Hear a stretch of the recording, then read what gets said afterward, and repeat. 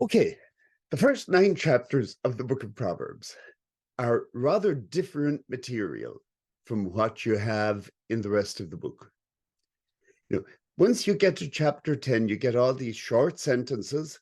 A lot of them are proverbs that might well have been collected. Now, in the first 9 chapters, you have much more literary compositions and much more theological compositions.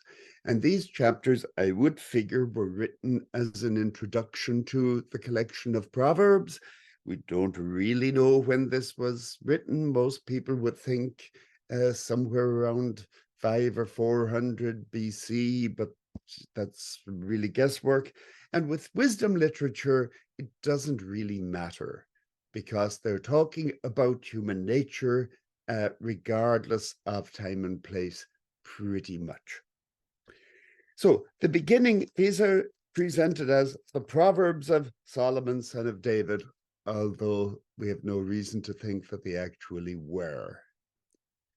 That for learning about wisdom and instruction, for understanding words of insight, gaining instruction in wise dealing, righteousness, justice, and equity, to teach shrewdness to the simple, knowledge and prudence to the young, let the wise also hear and gain learning, and the discerning acquire skill to understand a proverb and a figure, the words of the wise and their riddles. Now, having read that much, are you any the wiser as to what wisdom is? I see a few heads shaking. Really, I think in a way what it points down to is wisdom is that that we approve of. It's whatever your teacher tells you. It's an ethic of docility, I would say.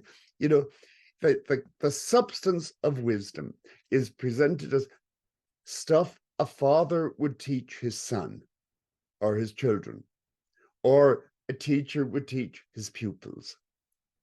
Now, you can anticipate from that it's going to be fairly conservative.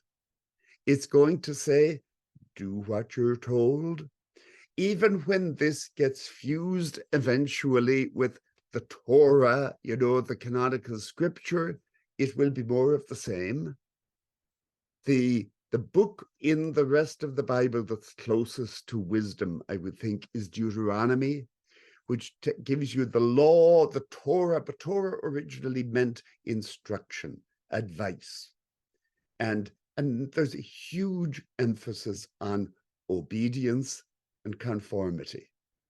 They are not encouraging originality. They are not encouraging you to go off and make your own explorations. They want you to do what they tell you to do. So that's what you get up front. There is an opening piece like that in the Egyptian wisdom of Amenemope, but it puts a little bit more emphasis on the know-how of wisdom, knowing to answer one who speaks, to reply to one who sends a message. And indeed, here in Proverbs also, they do emphasize understanding so that you can grasp what's being told. That's maybe the heart of it. If you understand properly, that gives you righteousness. Now, there is a kind of philosophy. Philosophy is much too grandiose a term for it, but there's a kind of philosophy underlying all of this. And it is, that there is wisdom embedded in the universe. And that if you catch on to that, then you will understand properly and you will be righteous and everything will work out fine for you. The people actually who elevated that approach to life into a philosophy were the Stoics. And we'll come back to the Stoics at the very end of this course, because then we get into the wisdom. Even already in Ben Sira, you get traces of Stoicism. This was written in the Hellenistic period. But the Stoics believed that there was a spirit that God was not above and beyond the universe. God is a spirit that pervades the universe, what we might call panentheism. God is the spirit of the universe. And that what you want to do is get that spirit into you by acquiring wisdom. And then if you do that, you live in accordance with nature. Now, the ideal of living in accordance with nature would have a long history in Christianity, down through the Middle Ages, certainly. You get the whole idea of natural theology, natural law, and the idea is that this is the way things are supposed to be, and you learn that and you conform to it. The Stoics had the idea that we as human beings are like dogs tied to a cart.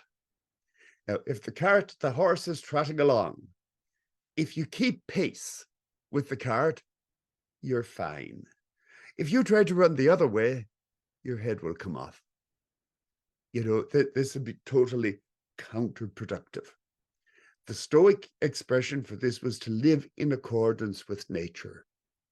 Now, the Stoics, the first Stoic actually was a Semite, came from Phoenicia, and I think it's that kind of traditional wisdom that was then refined a bit and built up into a philosophy in Stoicism.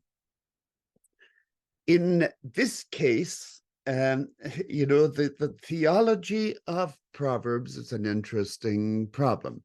They do refer to Yahweh, the Lord. You can see in your English translation, he's called the Lord. Okay, he's the same God that you meet in other parts of the Hebrew Bible, but you mightn't recognize him. He doesn't quite perform in the same way. In the other parts of the Hebrew Bible, this God is likely to get angry. He's likely to be very emotional. He goes around meddling in people's lives.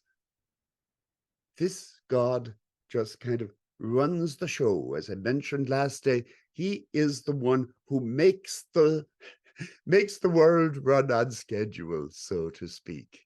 He is, it was that Leibniz was the philosopher who had the idea of God as kind of the clockmaker, of somebody who implants order in the universe and then just lets it run. This was also the idea of the deus later on. So it's a different approach to theology. The fear of the Lord is the beginning of wisdom or of knowledge. Now, somebody pointed out to me last day, fear here maybe should be translated awe. Fair enough, I think, because it's a reverential fear. It's not terror. It's not the kind of fear that you get in other contexts, but it's reverence.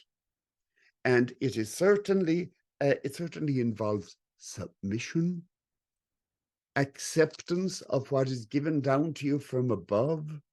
It's not encouraging you to fight against that in any way. Now, this philosophy has its limitations.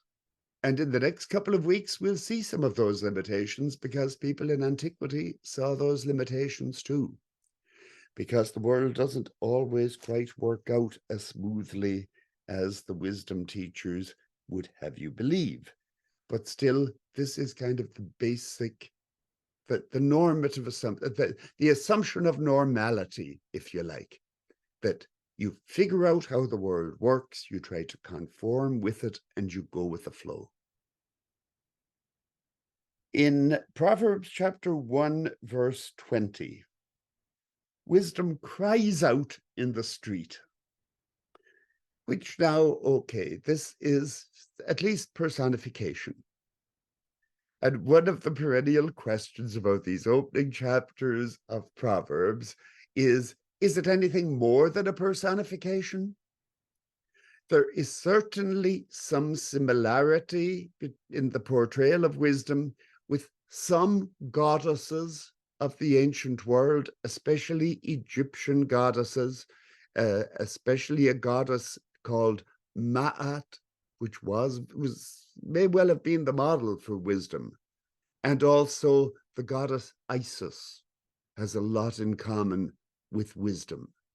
But I think here it is really just a personification. Some people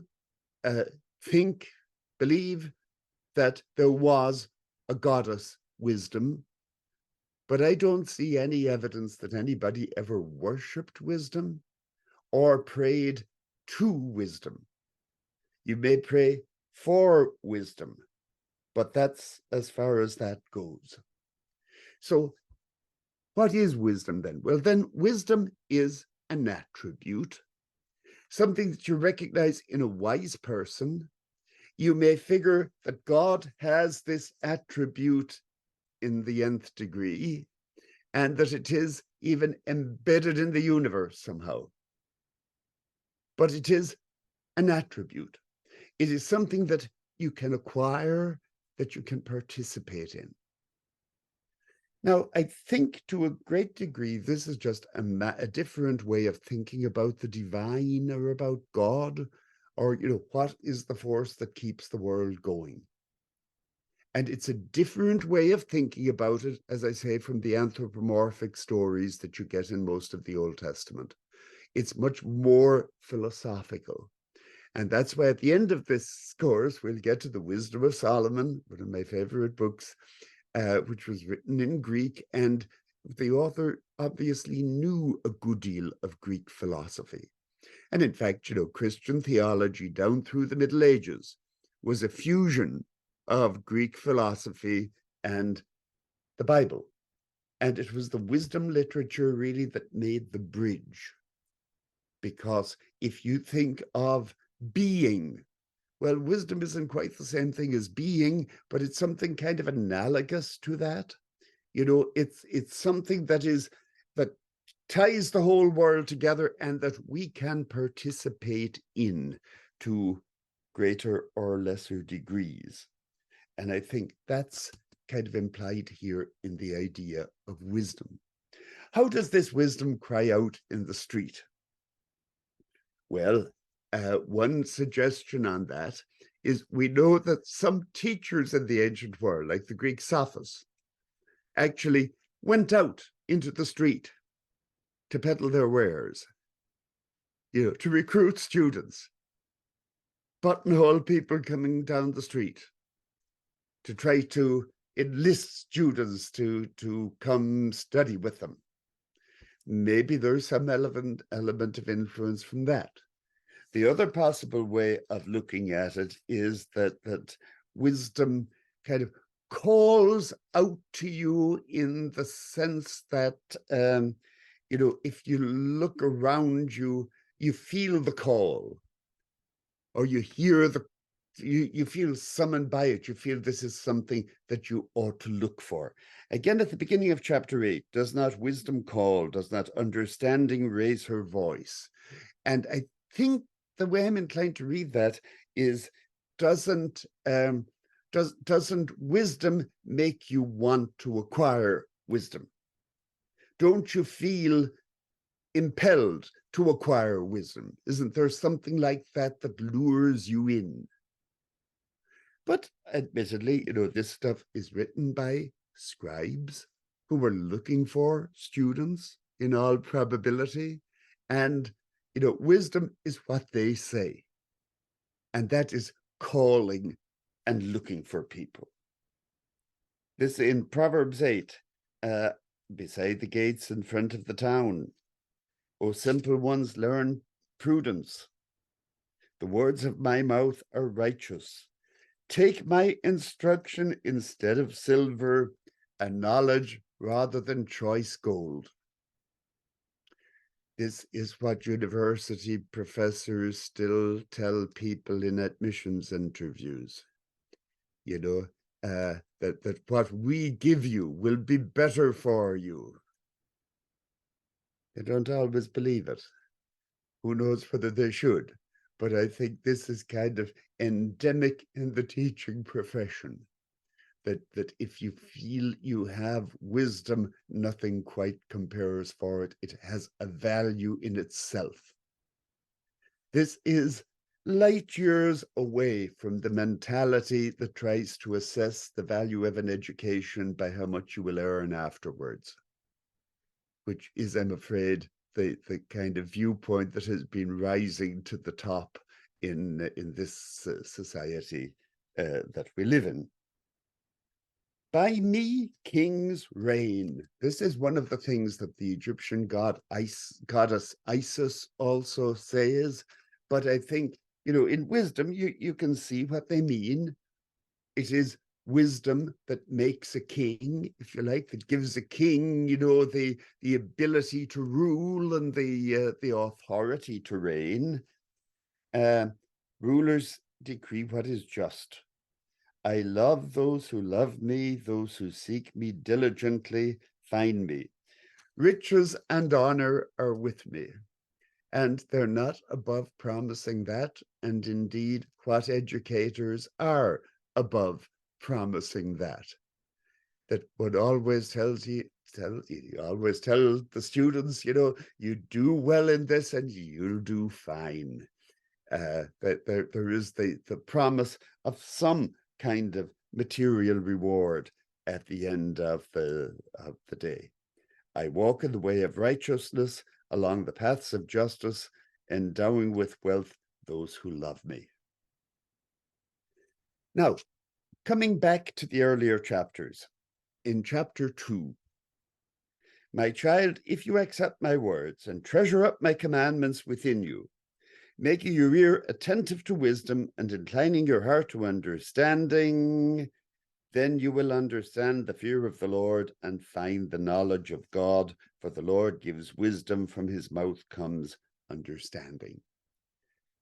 Now, the fact that it talks about my commandments and my words and my teaching, even the word Torah in Hebrew, leads some scholars to think that what they really mean here is that wisdom is the Torah. It's what you get in the book of Deuteronomy. And I don't believe that. I think Deuteronomy adopts some of this terminology. And, if you accept the Torah of Moses as the ultimate revelation and accept it as the ultimate wisdom, then you can read Proverbs that way. That's what we might call a canonical reading of Proverbs. But I think Proverbs actually probably developed before any of that. And, that we'll find in the book of Ben Sira the attempt to put those two things together reasonably successfully. They fit reasonably well. But originally, I think Proverbs is just, the wisdom that's passed on from father to son and so forth. Again, in 520, why should, no, sorry, that's not what I wanted.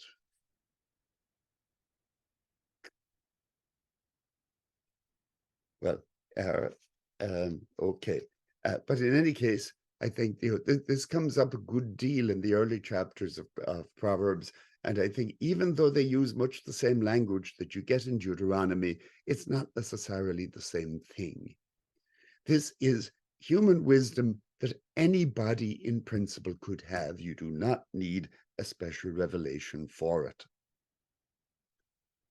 In Proverbs 3:19, the Lord by wisdom founded the earth. By understanding, he established the heavens.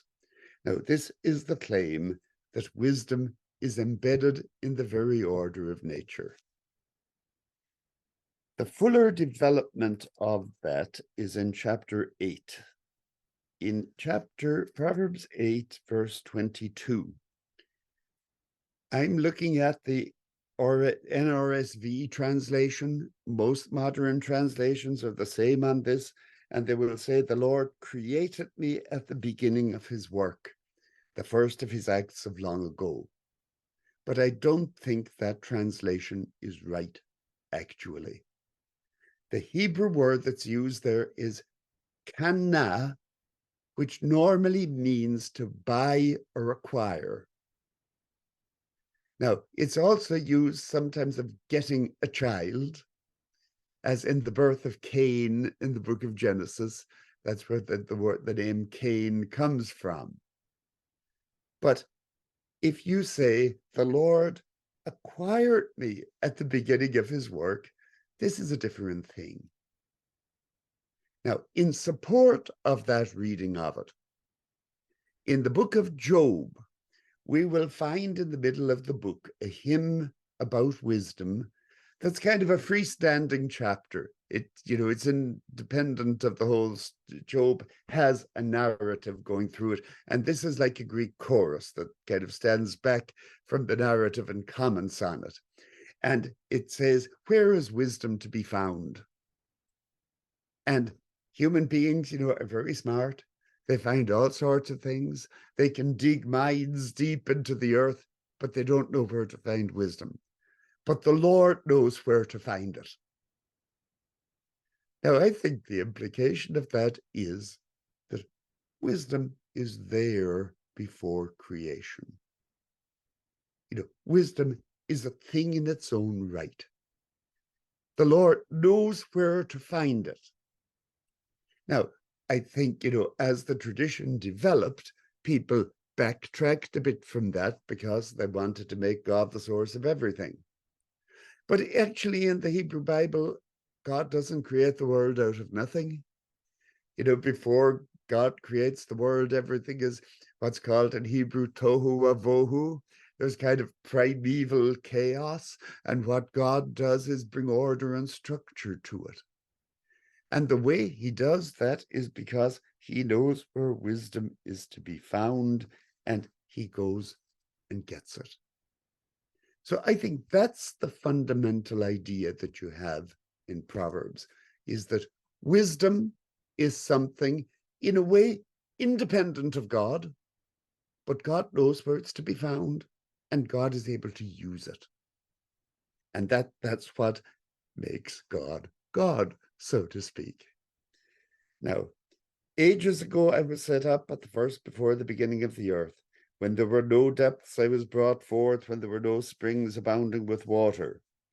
Well, it was to say I was brought forth just means I came into being. But certainly older than the world, because wisdom, is the facility with which God makes the world. When he assigned to the sea its limit, so that the waters might not transgress his command. And notice again there, God didn't make the sea in this way of thinking of things. The sea was already there. What God does is shape things. And he marked out the foundations of the earth. I was beside him like a master worker, and I was his delight, rejoicing before him always. Again, there are Egyptian parallels for that of the ma'at as a child playing before the Creator God. But whatever about that, the point of it is that wisdom is the technique by which the world was made, so that if you want to know, how the world works, wisdom is what you need to get. Now, it still remains true, as I said at the beginning, is that what is wisdom? Wisdom is what I'm telling you. Wisdom is what the father figure is telling you. And the claim is that is the know-how that made the world function the way it does. But that's the claim. It's a claim. Then what you need, first of all, is understanding. Now, I would say, even within the Hebrew Bible, you have two fundamental approaches to religion, which also came to the fore later on in the history of Christianity. There is an approach to religion that says all you need is obedience, blind obedience.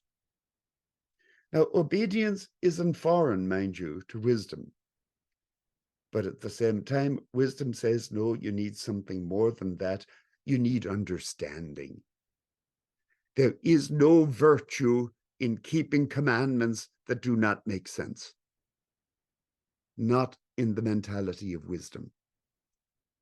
You ought to understand things. You want to understand the reasons for things. And it's that understanding, if you are wise, then you will also be righteous.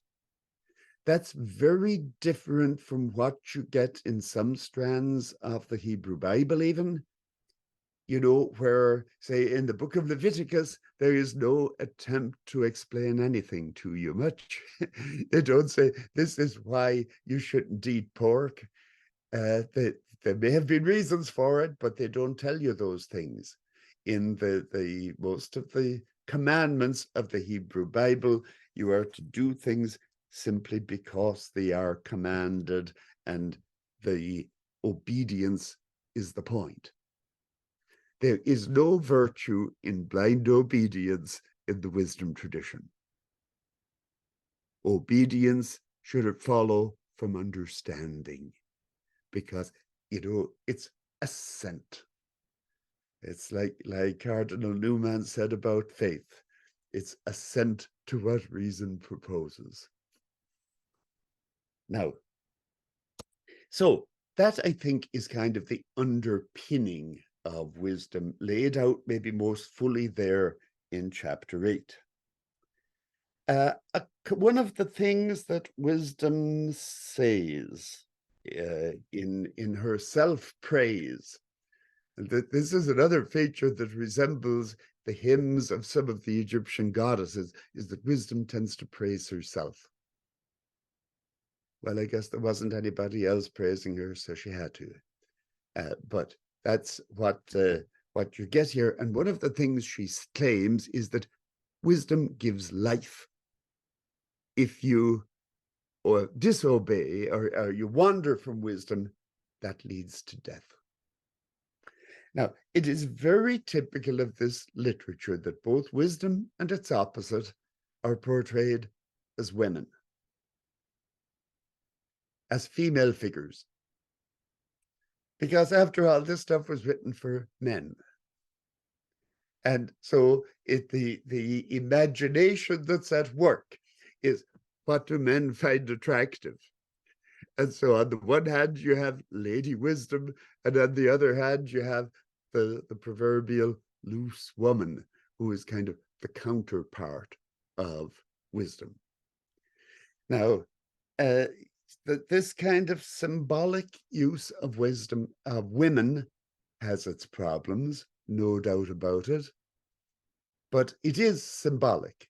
And I think in part too, it's extrapolated from real life in a way, that these are, as Carol Newsom, who used to teach at the University of Emory, so the Proverbs is about men talking to men about women. And usually it's in a cautionary tone. It's, my son, be very careful with those people. They're dangerous. They'll draw you in. Now, it's the conservative mentality of the father in large part. In chapter 9, wisdom has built her house. Now, you see, wisdom is the force of life in this view of things. And some of the metaphors that are used are like building her house, her 7 pillars. She has sent out her servant girls, come eat of my bread and drink the wine that I have served. We'll meet that imagery of eating and drinking again in Ben Sira, and where you also meet it very prominently is in the Gospel of John. Where it's eat this bread, drink this wine, and it kind of feeds into the Christian theology of the Eucharist later on. But the idea, again, is that wisdom is something that you can digest, you can assimilate, you can get it into you. So wisdom sends out her messengers to invite people to the feast of wisdom. And the counterpoint to wisdom in verse 13 is the foolish woman. And she is ignorant and knows nothing. She sits at the door of her house on a seat of the high places in the town, calling to those who go by. You who are simple, turn in here. And to those without sense, she says, stolen water is sweet, and bread eaten in secret is pleasant. Now, I imagine, this was also a fact of life. I don't know if any of you have been to Amsterdam and walked through the red light district in Amsterdam, where you will actually see women sitting out, maybe not quite putting it this bluntly, but this is kind of the message, if you like. And I'm sure this happened in Jerusalem too. So, that is deviation. That's doing that which you are not supposed to do, which always has a great attraction for people. And according to Proverbs, they do not know that the dead are there and our guests are in the depths of Sheol.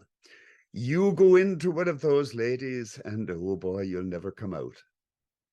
Now, again, it may all be a little bit overstated, but you can see where they're coming from.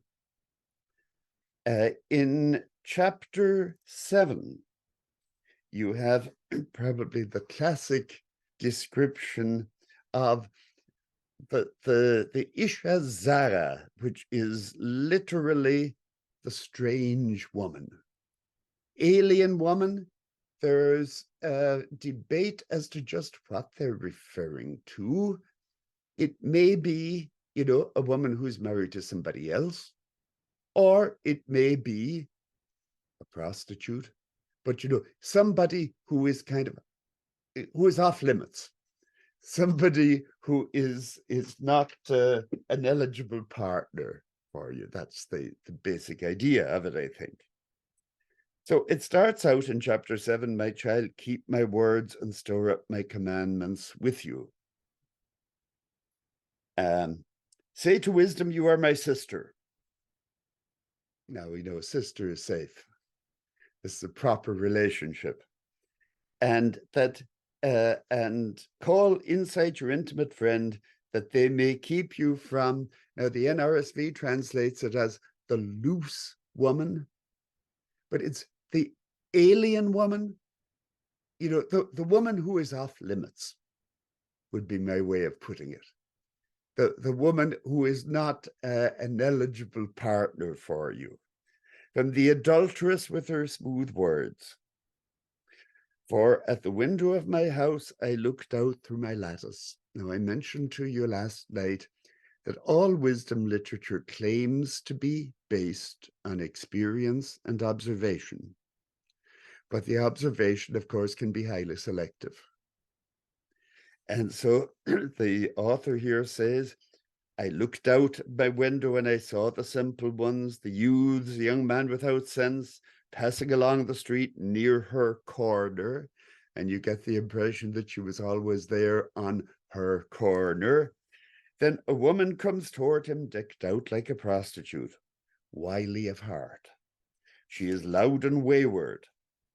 Her feet do not stay at home. Now in the street, now in the squares, and at every corner she lies in wait. She seizes him and kisses him.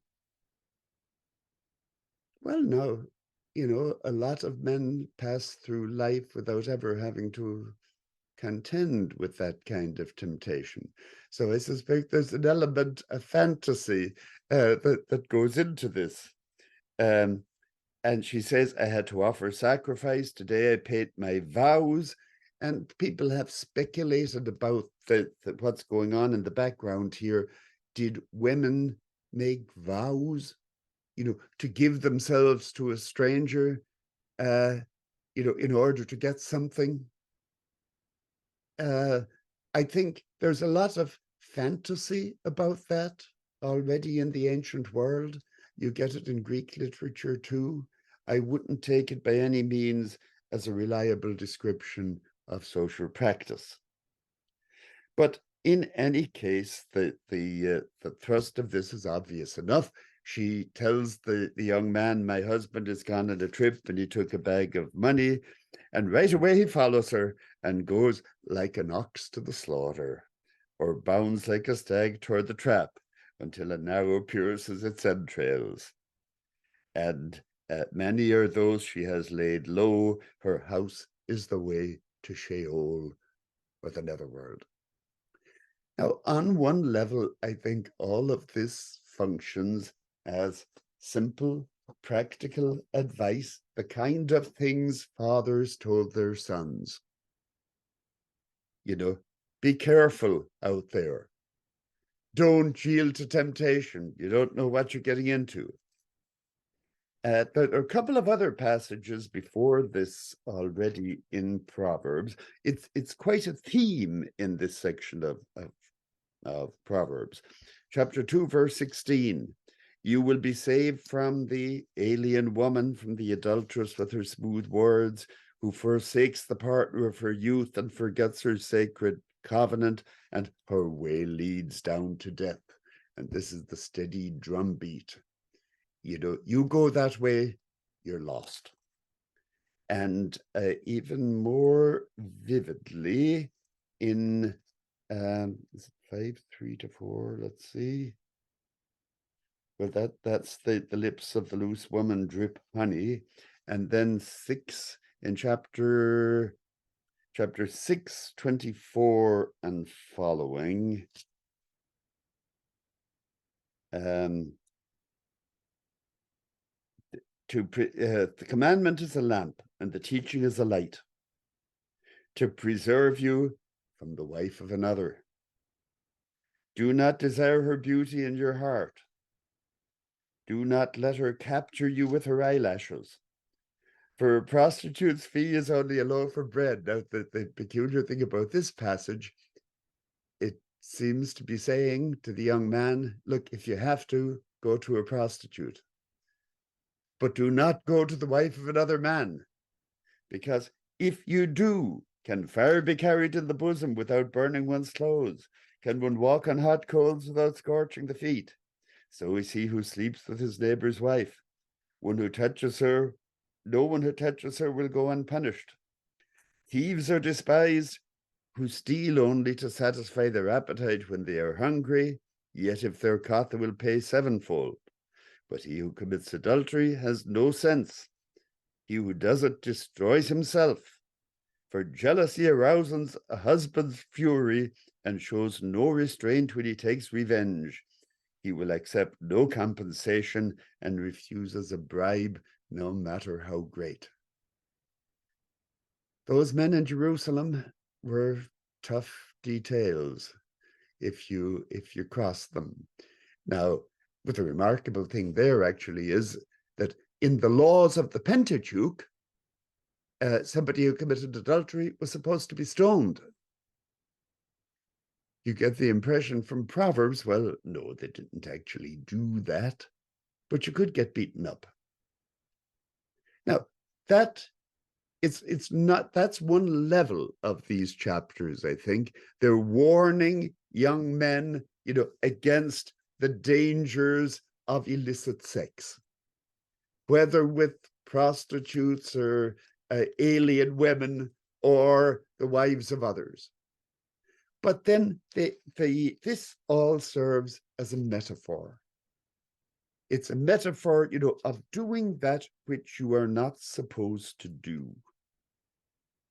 And that is folly. And the disasters that gets you into are what happens when you don't do what your wise teacher tells you to do. And that's I think is the larger message of this, that these things are metaphors for the whole way of life.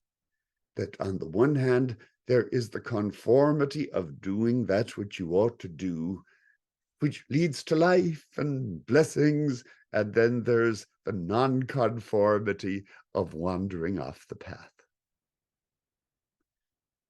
Now, it is perhaps unfortunate that that passage about the alien woman is one of the passages that sticks in people's mind when they read the book of Proverbs. The Bible, Hebrew Bible especially, Old Testament especially, isn't particularly good on the subject of women. I don't mean that it's altogether bad. It has its good moments, but it also has some not so good moments. And I think the use of the alien woman as the symbol for anti-wisdom is probably more on the negative side. But, we will meet much worse than that when we get to Ben Sira, who really seems to have had a bit of a hang-up on that subject. But as I say, it's not great here. The book of Proverbs, though, ends with a poem in praise of a woman of a certain kind, let's say. And this is translated in the NRSV as a capable wife. Eshet Chayil in Hebrew, a valiant woman. But capable is probably a good expression for it. She is far more precious than jewels. The heart of her husband trusts in her. He will have no lack of gain. She does him good and not harm. Now, okay, what makes such a woman so good? Well, she seeks wool and flax. She works with willing hands. She is like the ship of the merchant who brings her food from far away. She gets up while it's still night and provides food for her household and tasks for her servant girls. She considers a field and buys it. With the fruit of her hands, she plants a vineyard. She perceives that her merchandise is profitable. Her lamp does not go out at night. She puts her hand to the distaff, and her hands hold the spindle. She opens her hand to the poor and reaches out her hands to the needy. She is not afraid for her household when it snows. Her husband is known in the city gates, taking his seat among the elders of the land. So you get the picture. Who does the work in this household? I mean, at least not so long ago, if you went to the Middle East, you would see men sitting around in the equivalent of the city gate nowadays, drinking coffee, probably. And here, the